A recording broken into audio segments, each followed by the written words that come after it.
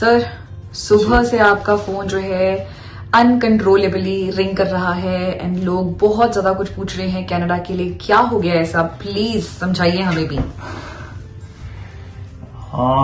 वो कहते हैं ना, हाफ नॉलेज इज डेंजरस। तो सब इंस्टा की रील्स देख रहे हैं या यूट्यूब पे स्क्रॉल करते हुए देख रहे हैं, तो कुछ एक इन्फॉर्मेशन उनके पास है जिसकी वजह से वो घबराए हुए हैं। लेकिन आई डोंट थिंक कि इतना ज्यादा घबराने की जरूरत है।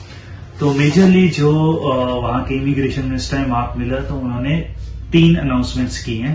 ठीक है, तो मैं उनको बड़ा ब्रीफली समझाऊंगा, डिटेल में अलग वीडियो में बताएंगे। तो पहली अनाउंसमेंट कहते हैं भी वो 2024 एंड 2025 मतलब 2 साल के लिए इंटरनेशनल स्टूडेंट्स के ऊपर कैप लेके आएंगे। सो दैट मीन्स वो लिमिट करेंगे इतने ही बच्चे एज इंटरनेशनल स्टूडेंट्स हमारे पास आ सकते हैं। तो जो उन्होंने कैप बताया है 2024 के लिए वो है 364,000, 3,64,000।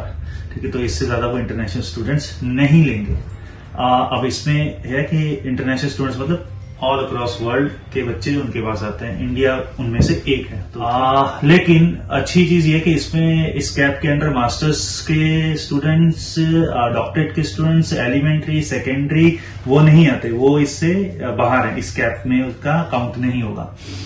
और दूसरी चीज है कि जो ऑलरेडी इन कनाडा है, अगर वो अपना स्टडी परमिट एक्सटेंड करते हैं तो उसके ऊपर भी ये कैप जो है एप्लीकेबल नहीं है। तो ऐसा ज्यादा फर्क नहीं पड़ेगा, क्योंकि जो प्रपोर्शन अगर हम देखें पोस्ट सेकेंडरी के ऊपर थोड़ा सा फर्क पड़ेगा, लेकिन अगर प्रोफाइल्स अच्छे हैं तो उनके ऊपर फर्क नहीं पड़ेगा। जो दूसरा मेजर अनाउंसमेंट था वो ये था कि काफी कॉलेजेस पब्लिक प्राइवेट मॉडल्स में काम करते हैं, जिसमें पब्लिक कॉलेज का ऑफर रहता है एंड स्टडी जो रहता है वो प्राइवेट के कैंपस में रहता है। तो पब्लिक प्राइवेट मॉडल्स बोलते हैं उनको।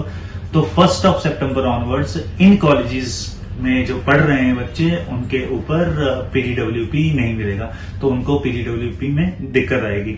तो हम तो पहले से ही वो पब्लिक प्राइवेट मॉडल्स के लिए काम नहीं कर रहे हैं, तो हमें तो ऐसा इससे वैसे ही कोई फर्क नहीं पड़ेगा। एंड थर्ड जो मेजर अनाउंसमेंट है जिसकी वजह से सारे कॉल्स आ रहे हैं कि क्या स्पाउसेस अब नहीं जा पाएंगे, तो एक उसमें बड़ा अच्छी लाइन है कि they are announcing these things in coming weeks. तो कमिंग वीक्स में उन्होंने इस चीज को पुख्ता करना है कि जो स्पाउसेस ओपन वर्क परमिट पे जाते हैं वो शायद सिर्फ पोस्ट ग्रेजुएट और डॉक्टरेट कोर्सेज के लिए एंड कुछ एक प्रोफेशनल कोर्सेज जैसे कि लॉ है, मेडिसिन है, उनके ही जा पाएंगे। राइट, एंड टू रिपीट जो इमिग्रेशन मिनिस्टर के वर्ड्स हैं, इन coming weeks they will be announcing. तो ये थर्ड पॉइंट है, वो इमीडिएट इफेक्ट से नहीं है, वो इन coming weeks they will be announcing this thing कि कैसे वो स्पाउस ओपन वर्क परमिट्स के ऊपर कर्व करेंगे।